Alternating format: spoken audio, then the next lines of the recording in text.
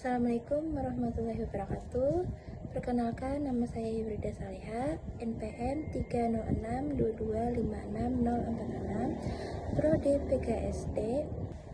Izinkan saya menjawab 4 pertanyaan dari Ibu Isna Kasmiawati, FPD. Adapun pertanyaannya yaitu 1. Menganalisis manajemen pendidikan yang berhasil dan tidak berhasil di SDN Sidorejo. Kedua, identifikasi faktor-faktor yang mempengaruhi berhasil dan tidak berhasil manajemen pendidikan. Ketiga, desain struktur organisasi sekolah yang efektif dan identifikasi peran serta tanggung jawab masing-masing. Keempat, apa itu manajemen menurut pengertian saya?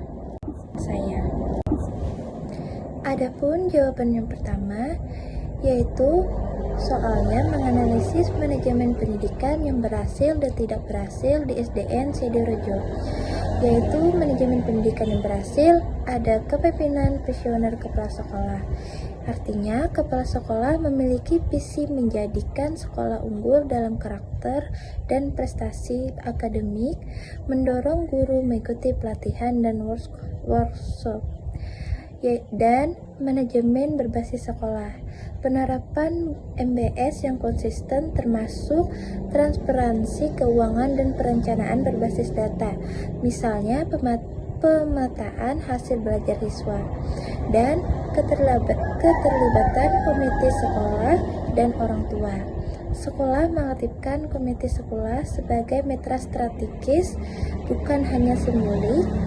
Orang tua terlibat dalam kegiatan kelas, termasuk pembelajaran berbasis proyek. Pengembangan guru, ada program supervisi klinis dan pembinaan berkelanjutan. Nah, di sini ada juga manajemen pendidikan yang gagal, yaitu ada manajemen guru bermasalah, artinya beberapa guru tidak hadir secara rutin. Habis itu sarana prasarana minim, yaitu kurangnya ada akses internet, bangunan perpustakaan yang sudah lama tidak diperbaiki. Soal yang kedua, identifikasi faktor-faktor yang mempengaruhi berhasil dan tidak berhasil manajemen pendidikan. Yaitu faktor-faktor yang berhasil ada 1. Kepemimpinan kepala sekolah. Kedua, kualitas guru dan tenaga kependidikan. Ketiga, perencanaan yang efektif. Keempat, manajemen kurikulum yang baik. Kelima, partisipasi aktif warga sekolah. Keenam, penggunaan teknologi dan inovasi. Ketujuh, pembiayaan yang cukup dan tepat sasaran. Adapun faktor-faktor yang tidak berhasil yaitu 1.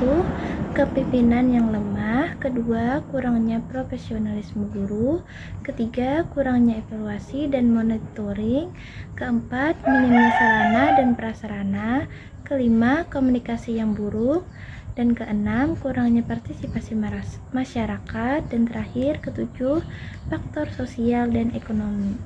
Soal yang ketiga, desain struktur organisasi sekolah yang efektif dan identifikasi peran serta tanggung jawab masing-masing jabatan.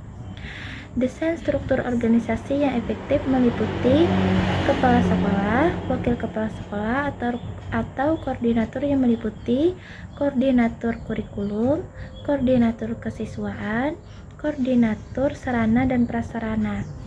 Adapun kepala tata usaha yang meliputi administrasi dan keuangan, wali kelas, guru mata pelajaran, unit pendukung yang meliputi pustakawan, guru BK, penjaga sekolah, dan petugas kebersihan.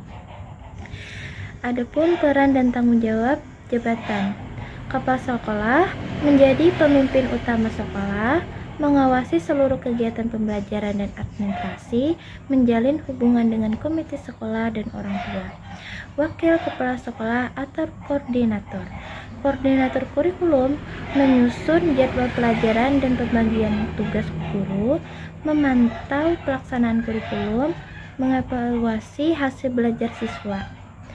Yang kedua, koordinator kesiswaan membina sikap dan karakter siswa, mengelola kegiatan ekstrakurikuler, upacara, dan lomba. menangani kedisiplinan siswa. Yang ketiga, koordinator sarana dan prasarana, mengurus pemeliharaan ruang kelas dan fasilitas, mengatur penggunaan alat pembelajaran. Habis itu, keempat, kepala tata usaha, mengelola administrasi siswa dan guru, mengurus keuangan sekolah, buku kas atau BOS, menyimpan dokumen penting, rapot, ijazah, surat keluar atau masuk. Wali kelas 1 sampai 6 menjadi pengajar utama di masing-masing kelas, menilai perkembangan akademik dan karakter siswa, melakukan komunikasi dengan orang tua siswa. Dan keenam, guru mata pelajaran, yaitu mengajar bidang studi kasus seperti agama, PJOK, seni budaya, bahasa Inggris. Habis itu ketujuh, unit pendukung seperti pustakawan, mengelola perpustakaan sekolah dan mendorong minat baca siswa. Kedua, guru BK membimbing siswa dalam hal sosial dan emosional dan mendampingi siswa bermasalah atau butuh perhatian khusus. Ketiga, penjaga sekolah atau petugas kebersihan, menjaga keamanan dan kenyamanan lingkungan sekolah dan membersihkan kelas, toilet, dan halaman setiap hari. Soal yang keempat, apa itu manajemen menurut pemahaman kalian? Nah, menurut pemahaman saya, manajemen adalah suatu cara atau proses untuk mengatur, mengelola, dan mengarahkan segala sesuatu agar bisa berjalan dengan baik dan teratur sesuai dengan tujuan yang ingin dicapai. Dalam manajemen, kita harus bisa menyusun rencana, mengatur sumber daya, membagi tugas, dan memastikan semuanya berjalan sesuai arahan. Bagi saya, manajemen itu penting karena tanpa pengelolaan yang baik, suatu kegiatan atau organisasi bisa berjalan tanpa arah dan tidak efisien. Itu saja penjelasan dan jawaban dari saya. Jika masih ada yang kurang, mohon dimaafkan. Wabillahi taufiq wal hidayah. Wassalamualaikum warahmatullahi wabarakatuh.